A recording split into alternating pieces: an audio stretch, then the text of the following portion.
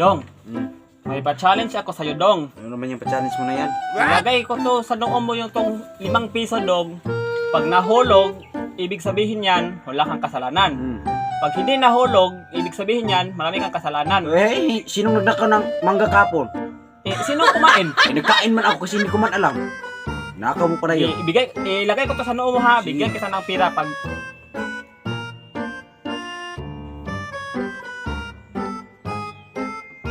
What?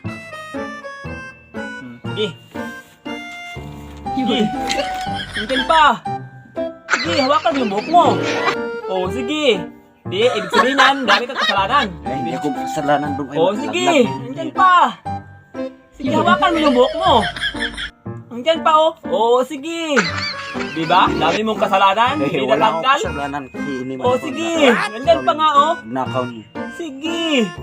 Hawakan mo yung buhok mo. Oh. Ay, wag mong hawakan. Huwag mong hawakan. Yung buhok mo lang. Oh, sige. O, diba? Oh, diba? Diba? Hindi natanggal. Oh.